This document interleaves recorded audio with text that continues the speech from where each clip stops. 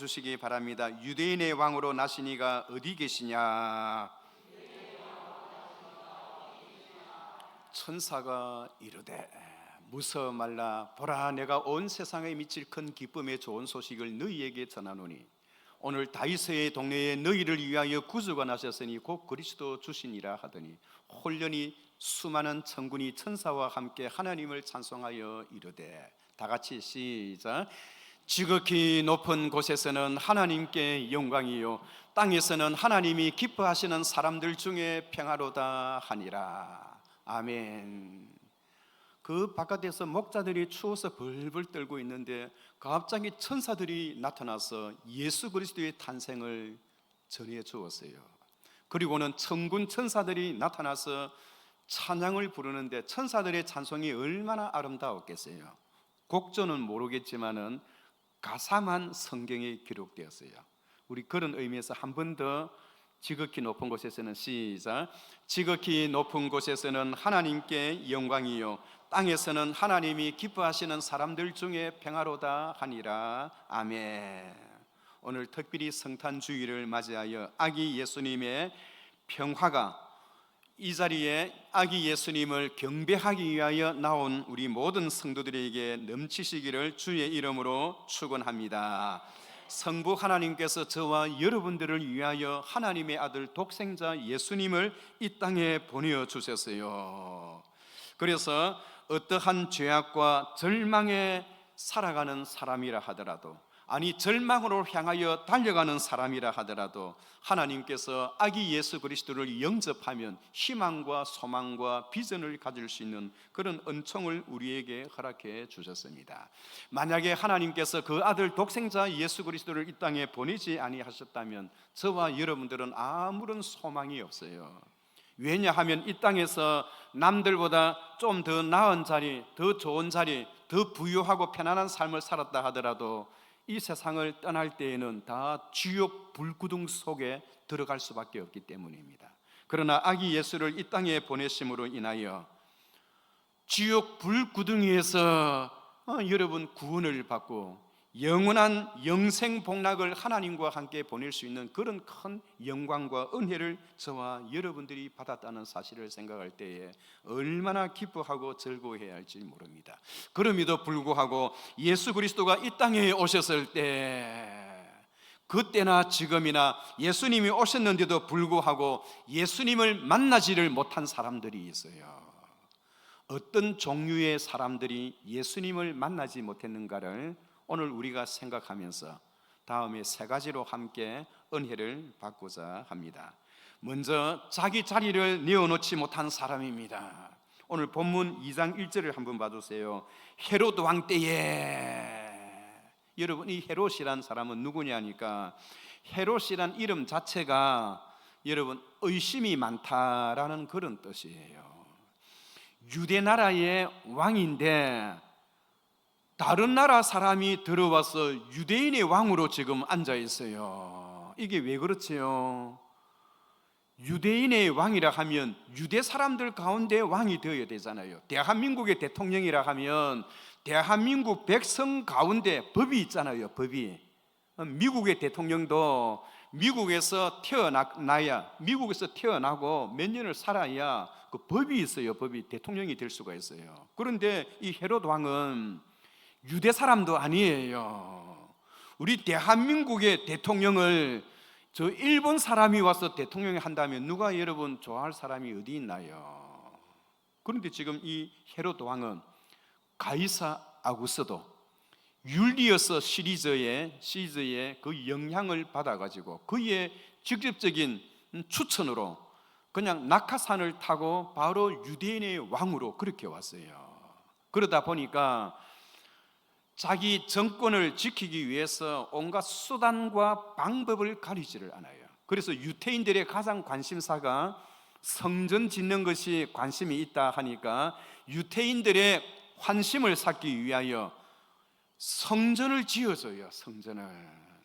여러분 성전을 지어줬다고 해서 그 국민들이 이 에돔 출신의 헤롯 왕을 우리 왕이라 그렇게 생각했겠어요? 그렇지를 않았어요. 그런데 이 헤롯 왕은 어떻게 하든 간에 자기가 국민 투표에 의해서 왕으로 된 사람이 아니고 로마의 황제가 너 유대인의 왕으로 가 이렇게 해서 헤롯 왕이 왔기 때문에, 그것도 여러분 과거의 역사를 보면 옥타비아누스가 나라에 정변이 일어났을 때에 에돔으로 피난 간 적이 있었어요. 그 피난 갔을 때 헤롯이란 사람이 그를 좀 도와줬어요. 그 의리 때문에 옥타비아누스가 이 로마의 황제가 되었을 때 이 헤롯이란 사람을 유태인의 왕으로 그냥 이렇게 봉해 주었어요. 그러다 보니까 자기의 왕자리를 지키기 위해서는 수단과 방법을 가리지 않습니다. 그래서 특별히 자기 아내, 와이프, 자기 두 아들 전부 다 죽였어요.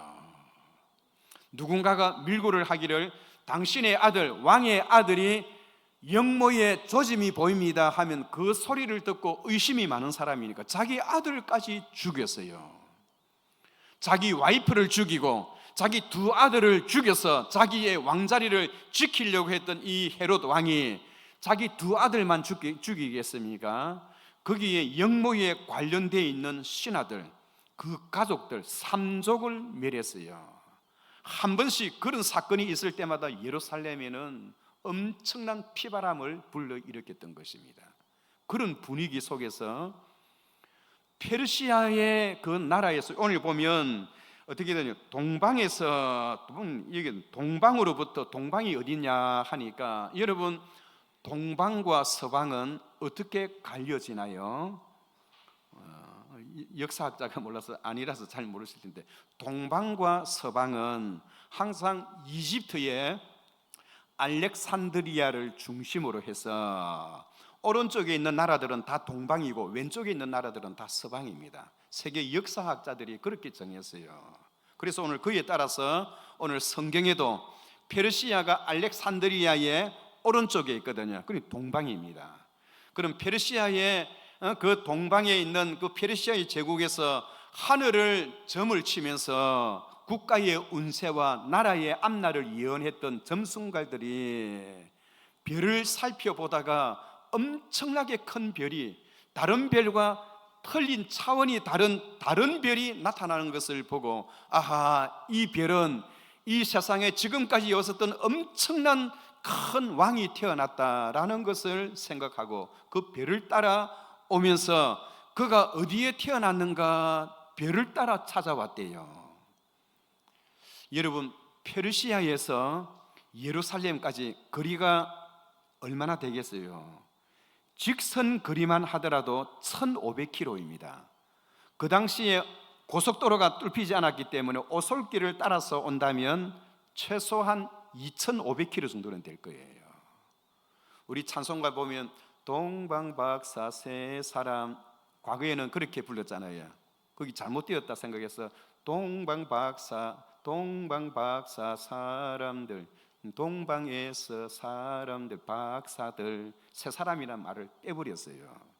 황금과 유향과 몰약을 들었다고 해서 동방박사에서 동방에서 세 사람이 왔다는 뜻이 아니고 여러 사람이 왔다는 거예요.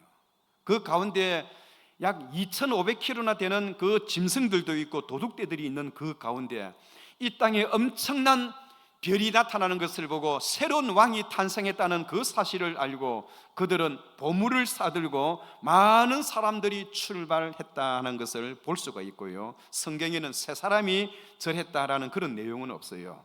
동방에서 왔던 사람들이 단지 황금과 유향과 몰약을 드림으로 인하여 세 사람이 아니겠나라는 그런 추측은 할 수 있지만은, 그러나 전설에 의하면 더 많은 사람들이 그 별을 따라왔지만은 결국은 목적지에 따르지를 못하고 다 돌아갔다는 그런 이야기가 있어요. 중요한 것은 몇 명이 왔느냐가 중요한 것이 아니고 그들이 어디로 갔느냐 하는 거예요. 왜 왔느냐 하는 거예요. 그들 출신은 누구이냐 하는 겁니다. 그들 출신은 외국 사람입니다. 외국 사람, 페르시아 사람이에요. 유태인이 아닙니다. 성경에는 하나님의 백성이라 하면 유태인을 두고 이스라엘 백성을 두고 하나님의 백성이라 했어요. 왜냐하면 유태인 이 이스라엘 사람들은 아브라함의 자손들이거든요. 아브라함의 자손들을 하나님은 하나님의 백성이라 그렇게 이야기를 하는 거예요. 사실 보면 말라기서하고 마태복음 사이에는 400년의 공간 기간이 있어요. 그 400년 동안 이스라엘 백성들은 엄청나게 많은 환난과 핍박을 당합니다. 처음에는 아수르 제국에 의해서 짓밟혔지요. 그 다음에는 페르시아 바빌론이 들어서서 바빌론이 또 예루살렘을 짓밟았습니다. 그 뒤에는 페르시아 제국이 들어서서 또 예루살렘을 또 짓밟았어요. 그 다음에는 그리스 제국이 들어서더니 또 예루살렘을 또 짓밟았어요. 이제는 로마 제국이 들어서서 또 예루살렘을 또 짓밟고 400년 동안 이스라엘 백성들에게는 아무런 소망과 희망이 없이, 꿈이 없이 보여지는 그런 삶을 살고 있었어요. 그런데도 불구하고 이스라엘 백성들은 400년 동안 나라 없이, 민족 없이 하나님으로부터 버려진 인생처럼 많은 타민족에 의해서 수없이 많은 고탈과 어려움과 수탈을 당하면서 살아왔지만은 그 가운데 한 가지 유일한 꿈이 있다면, 하나님께서 우리들에게 메시아를 보내주신다면 그 메시아가 지금까지 우리를 괴롭혔던 그 나라들을 완전히 역전으로 뒤엎고 우리 이스라엘을 모든 이름 위에, 뛰어난 이름 위에 세워서 우리나라가 새로워지는 그 날을 바라보면서 백성들은 400년 동안 힘들고 어려운 그 수탈의 시대를 견디면서 마침내 하나님께서 메시아를 그들에게 보내주셨던 것입니다. 2000년 전에 마국간에서 탄생하셨던 그분을 하나님이 보내신 메시아로 믿으시는 분들은 아멘으로 화답하시기 바랍니다. 오늘 이 자리에 나와 있는 이유가 무엇인가요? 하나님이 보내셨던 그 메시아이신 아기 예수를 나의 구세주로 영접하고 그분께 경배하기 위하여 나왔어요. 한 분도 그분을 나의 메시아로 영접하시는 분들은 아멘 하시기 바랍니다. 얼마나 귀한 소식인가요? 백성들은 400년 동안 아수르 제국과 바벨론 제국과 페르시아와 그리고 뿐만 아니라 그리스 제국과 그리고 시리아 제국과 이집트에 그리고 로마 제국에 400년 동안 짓밟혔지만은 빼앗긴 들여도 봄은 오는가. 그러나 여러분, 짙음이, 어두움이 더 짙을수록 새벽은 더 가까우기 마련입니다. 이스라엘 백성들이 타민족의 그 짓밟힘 속에 절정을 이루던 바로 그 시대에 하나님께서 베들레헴의 아기 예수를 탄생시켜 주셨던 거예요. 그와 동시에 하늘에서는 엄청난 하늘의 변화가 생겼습니다. 그 동방에서 왔던 그분들은 그 배를 따라, 아마도 그분은 엄청난 배를 따라 왔기 때문에 엄청난 왕이 태어났다면 유대의 궁전에서 태어났겠지 싶어서 헤롯을 찾아갔어요. 헤롯이 그 이야기를 들었을 때 그들은 유대인의 왕으로 나시니가 어디 계시냐 하고 헤롯 임금에게 물었어요. 그것은 헤롯으로 하여금 격발하기에 충분한 그런 여건이 되었습니다. 자기 아내를 죽이고 자기 두 아들을 지키면서 자기 자리를 지키려고 했던 이 헤롯 왕이, 새로운 엄청난 왕이 유대 땅에서 탄생했다는 그 이야기를 듣고 그 왕이 어디 있느냐? 그 왕이 어디 있느냐? 여러분, 그는 왜 예수 그리스도를 자기의 구세주로 영접하지 못하고 아기 예수께 경배하지 못했을까요? 자기 자리를 내어놓지를 못했기 때문입니다. 원래 우리가 드라마를 보면 궁예가 이끄는 군대가 있잖아요. 여러분 그것도 잘 봤겠지만 오래전에 이야기하면 궁예가 이끄는 군대가 있잖아요. 철원과 명주를 먹는데 전쟁하지 아니하고 그냥 그대로 지나갔어요. 그 자리를 그냥 그대로 내어주었어요. 징기스칸이 이 세계를 통치할 때에 우리에게 항복하면 그 왕을 그대로 인정해주고 그냥 그대로 지나갔어요. 여러분, 어떻게 아기 예수를 영접할 수가 있나요? 그 자리를 내어놓을 때에 아기 예수를 영접할 수가 있는 거예요. 그러나 헤롯은 그 자리를 내어놓지를 못했어요. 그 자리를 내어놓았다고 해서 하나님께서 그 자리를 내고 너는 쫓겨나가라 그렇게 하실 분도 아닌데 자기는 끝까지 그 자리를 지키기 위해서 거짓말을 하는 거예요. 그들로 하여금 어디서 그 아기가 낳는가를 이야기를 해보고 나에게도 좀 알려줘라, 그러면 나도 거기에 가서 그 아기께 경배하겠다는 거짓말을 합니다. 이것이 거짓말이라는 사실을 어떻게 알 수가 있느냐? 12절을 한번 봐주세요. 12절에 보면 그들은 꿈에 헤롯에게로 돌아가지 말라 지시하심을 받아 다른 길로 고국에 돌아가니라. 그건 거짓말이라는 거예요. 그러니까 어떻게 했나요? 헤롯 왕이 자기 자리를 지키기 위해서 선지자들이 이야기를 했던 예루살렘 바로 밑에 있는 베들레헴에 2살 이하의 모든 아기들은 다 죽이라고 그렇게 명령을 내렸던 거예요. 그래서 여러분, 라마의 통곡 소리, 그래서 이 베들레헴에는 완전 대성통곡하는 소리가 들렸습니다. 그것은 그 옛날 예레미야 선지자가 예언했던 그 예언을 그대로 이루어졌어요. 이 베들레헴이란 지역은 미가 선지자가 베들레헴 에브라다야, 너는 유다 족속 중 작을지라도 이스라엘을 다스릴 자가 내게서 나오나니 그의 근본은 상고의 영혼에 있느니라. 여러분, 그의 근본은 상고의 영혼에 있느니라. 이것이 무슨 말인가요? 그 베들레헴에서 탄생하게 되는 그분은 상고의 영혼에 있느니라. 다시 말해서 세상이 생기기 전에 계셨던 그분이 오셨다라는 그런 뜻이에요. 야, 그래서 이 베들레헴에는 통곡소리, 2살 이하의 어린아이는 다 죽여버렸잖아요. 여러분, 하나님께서 오늘 우리 저와 여러분들에게도 역시 마찬가지입니다. 하나님이 우리들에게 모든 일을 관장하게 하시고 우리의 인간의 생사화복을 주관하시는 그 하나님은 오늘도 예수 그리스도 그분을 위한 우리의 마음의 준비의 방을 항상 준비를 해두고 그분을 위한 우리의 모든 자리를 내어놓을 수 있는 그런 준비의 태세를 갖출 수 있는 우리 모두가 되시기를 주의 이름으로 축원합니다. 그 헤롯 왕이 여러분, 동방에서 왔던 그 박사들의 이야기를 그렇게 잘 들었더라면 그의 인생도 새로워질 수 있는 그런 은혜가 되었을 터인데 끝까지 자기 자리를 지키느라고 유대인의 왕으로 오신 이가 어디 있느냐라는 그 질문에 괴사를 부려서 거짓말을 해서 나도 그에게 경배하게 하라, 나도 그를 찾아가겠노라, 그렇게 거짓말을 했어요. 그의 결과는 어떻게 되었을까요? 그의 결과는 비참한 삶으로 연결되어지게 되어집니다. 오늘 그 시대나 이 시대나 아기 예수 그리스도가 이 땅에 오셨지만은 여러분, 왜 예수 그리스도를 만나지를 못하는가요? 이 세상의 바쁜 일로 인해서 하나님이 백성들이 지금 예수 그리스도를 기다리고 있지만은, 메시아를 기다리고 있지만은 메시아를 주셨음에도 불구하고 이스라엘 백성들은 이분이 우리의 메시아가 아니라고 하는 거예요. 400년 동안이나 그들은 메시아를 기다렸는데, 그리고 메시아가 이 땅에 오기만 하면 모든 이름 위에 뛰어난 이름을 주사 그로 하여금 이 세상을 한번 뒤집어 엎는 그런 역사가 일어나기를 기대하면서 기다렸는데 하나님이 그들에게 주셨잖아요, 기도 응답으로. 그런데 백성들은 이분이 아니라고 생각하는 거예요. 이스라엘 백성들이 기다렸던 메시아는 어떤 사람인가요? 백마를 타고 달려온대요.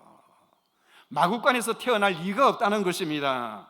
그래서 그들은 백마 탄 메시아를 기다리고 있었고, 백마 뒤에는 천천만만의 군사들이, 훈련 잘 받은 군사들이 백마 탄 왕자를 뒤를 이으면서 이 나라에 새로운 정부가 세워지는 그러한 왕을 백성들은 기다리고 있었습니다.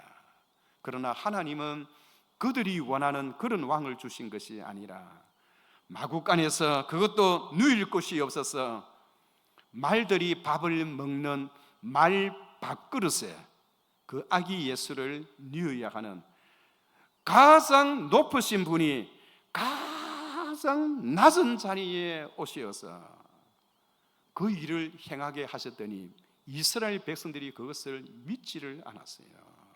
그러나 이스라엘 백성이 아닌 외국 사람은 2500km의 그 먼 길을 생명을 내어놓고, 여러분 생각해 보세요. 그 당시에 점성술을 하는 사람들은 이 가장 학문이 뛰어난 학문이 여러분 점성술이에요. 그래서 점성술의 박사들은 왕 옆에서 왕과 함께 생활을 해요. 하늘의 별자리를 보면서 이 국가의 운세를 바라보고 예언을 하고 앞날에 우리나라가 어떻게 되었는가라는 그것을 운세를 별자리를 통해서 보았으니 얼마나 왕으로부터 신임을 얻었겠어요. 그러나 이 메시아를 만나겠다고 생각했던 이 박사들은요, 그 모든 자리를 다 내어놓고 생명을 걸고 2500km나 되는 그 먼 거리를, 짐승을 만날 수도 있고 도둑들을 만날 수 있는 위험한 거리를 생명을 내어놓고 여기까지 왔어요.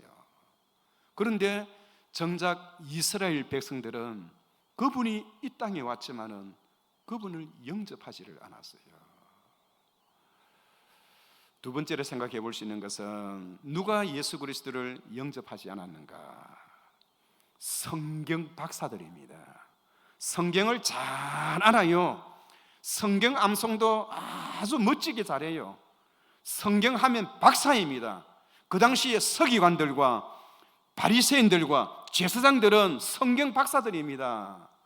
입만 열면 성경 암송이 저절로 나오는 그런 사람들이에요. 그런 사람들은 헤롯이 묻습니다. 그가 어디에서 태어나겠는군요 물었더니 그분은 베들레헴에 탄생하게 되어 있습니다. 미가서 5장 2절에 보면 하나님께서 메시아를 보낼 때 베들레헴에 탄생하게 되어 있습니다. 그렇게 지역까지 이야기를 해주었어요. 그러나 자기들은 너무나 잘 알고 있었지만은 믿지는 않았다는 것입니다. 믿는다는 것과 안다는 것은 여러분 차이가 있어요. 교회 다닌다는 것과 하나님을, 여호와를 경외한다는 것은 차이가 있는 거예요. 교회에 온다고 해서 다 천국 가는 것이 아닙니다. 아기 예수 그리스도이신 메시아를 나의 구세주로 영접할 때에 변화의 역사가 일어나지요. 그 시대의 바리새인들과 서기관들과 여기 있는 제사장들은 헤롯이 물을 때에 예수님이 어디에 탄생하겠는가 잘 알고 있었습니다. 그러나 그들은 거기 가서 경배하지 않았어요. 그 이유는 무엇인가요? 믿지를 못했기 때문에. 알고는 있지만은 믿지를 못하는 거예요. 왜 예수 그리스도를 만나지를 못하는가요? 설교를 수천 번 수만 번 어려서부터 설교를 듣고 성경을 암송하고 그리 왔다 하더라도 우리의 마음속에 성령의 내주하는 역사가 일어나지 아니하면 2000년 전에 말구유에 탄생하신 그 예수 그리스도를 영접할 수가 없는 것입니다. 성령의 역사가 임할 때에만 2000년 전에 탄생하셨던 그분을 나의 구세주로 영접할 수 있는 거예요. 오늘 이 자리에 참여한 우리 모두가 다 성령의 거듭남의 역사 속에서 예수 그리스도를 나의 구세주로 영접한 그런 모든 성도들이 되시기를 주의 이름으로 축원합니다. 하나님 앞에서는 높고 낮음이 없어요. 차별이 있을 수가 없습니다. 부자와 가난한 자가 하나님 앞에서 차별이 있을 수가 없어요. 남자와 여자의 차이가 있을 수가 없습니다. 모든 사람들은 하나님 앞에 다 똑같아요. 하나님 앞에 경배하고 엎드려야 합니다. 동방에서 온 이 박사들이 아기 예수를 보고 황금과 유황과 몰약을 드리면서 큰 절을 했어요. 그 아기를 보고 그들은 무엇이라 합니까? 내 하나님이라 했어요. 유태인도 아닌 사람이, 자기 백성도 아닌 사람이 외국 나라에 가서 어린 아이를 보고 내 하나님, 그 아이를 보고 그 아이를 보고 내 아버지라 하고 있어요. 동방에서 온 박사들이. 그러나 이스라엘 사람들은 그 아기를 무시했어요. 알 생각도 필요도 없다고 생각했어요. 이야, 여러분, 이것이 큰 차이입니다. 하나님 앞에서는 높고 낮음, 남자와 여자, 부자와 가난한 자, 직장, 대학 졸업하고 대학 못 졸업하고 초등학교도 졸업하지 못한 사람, 그건 아무런 차이가 없어요. 단지 하나님 앞에서는 하나님 앞에 경배하느냐, 아기 예수께 경배할 수 있는 사람이냐, 경배하지 못하는 사람이냐, 그 차이밖에 없어요. 차이밖에. 여러분, 우리가 이렇게 서로 인사하다 보면 동년배끼리는 뭐 서로 악수하고 하잖아요. 그런데 상대방이 내보다 나이가 더 많아요. 근데 그분이 더 고개를 숙이는 거예요. 그러면 젊은 사람은 아이고 어르신 왜 이러십니까? 뭐 몸둘 바를 모르는 거예요. 우리 하나님이 그렇습니다. 가장 높으신 하나님이 가장 낮은 자리에 오셨다는 것은 하나님이 우리 앞에 허리를 굽혀서 우리를 세워주려고 하시는 거예요. 여러분, 전라북도 김제에 가면 금산교회라고 있어요. 이 이야기는 우리 한국교회 100년 사이에 너무 유명하기 때문에 여러 교회에서도 설교를 많이 듣고 저도 이 설교를 많이 했어요. 우리 한국 100년 기독교 사이에, 지금은 이제 130년 기독교 역사가 되었습니다만은, 여러분, 그 경상남도 이 남해에 태어났던 이자익이라는 아이가 있어요. 그는 6살 때 부모님이 다 돌아가시고 먹고 살 것이 없어서 경상도 땅에서 여기서 이 집에서 얻어먹고 저기서 얻어먹고 해도 경상도 사람들이 그에게 일자리를 주지를 않았어요. 그래서 흘러서 전라도까지 갔어요. 전라북도 김제까지 흘러갔어요. 그런데 전라북도 그 김제에는 이 조덕삼이라는 큰 부자가 있었어요. 그건 전라도 사람이에요.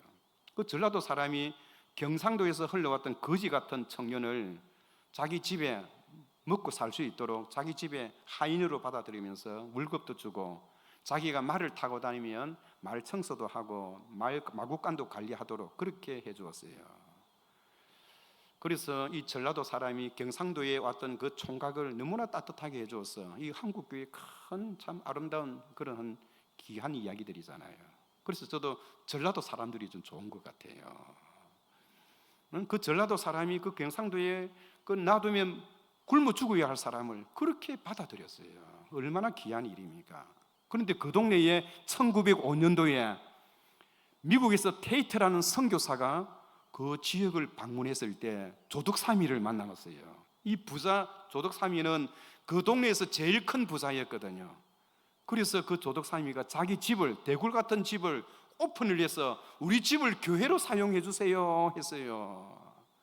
이 조덕삼이는 경상도에서 왔던 이 자익을 자기 아들처럼 생각하면서 그를 공부시켜주고 또 자기 아들처럼 생각하면서 그를 사랑했어요. 얼마나 이 청년이 성실하고 부지런한지 그 주인에게 인정을 받았다는 겁니다.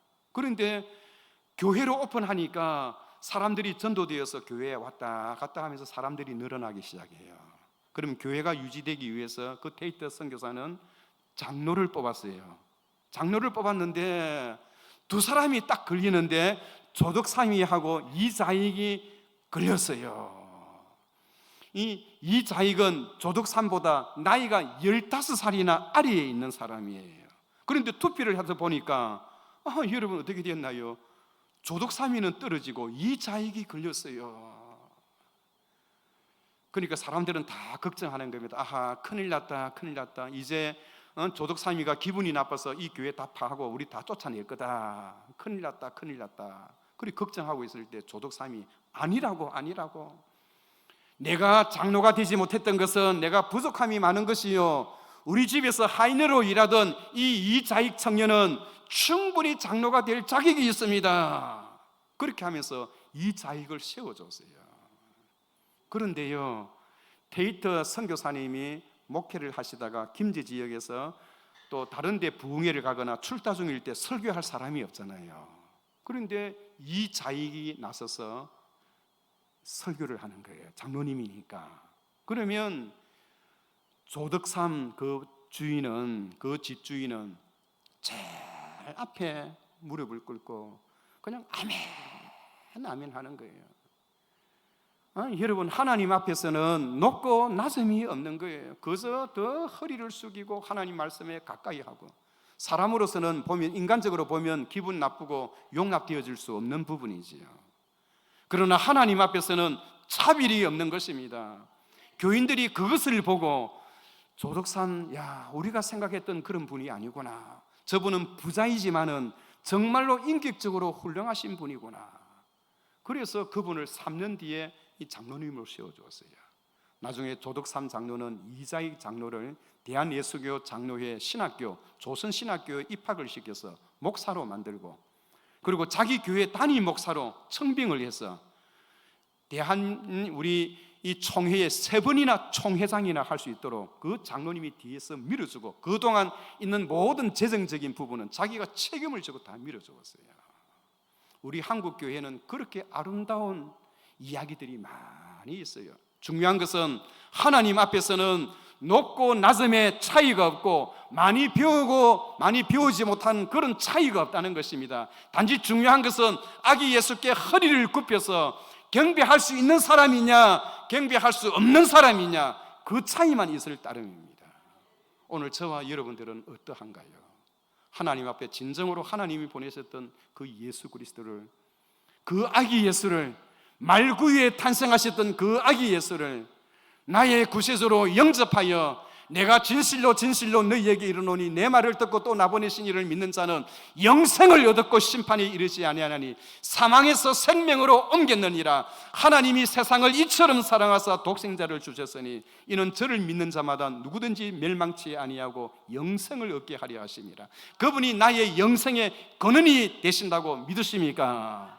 그렇다면 그분 앞에 진정으로 우리의 마음 문을 열어놓고 예간집 주인이 빈방 없다는 그런 변명스러운 소리가 아니라 진정으로 하나님 앞에 그분을 아기 예수 그리스도를 평생에 그분을 위하여 살겠다고 다짐하고 또 다짐하는 귀하고 복된 주일이 되시기를 주의 이름으로 축원합니다.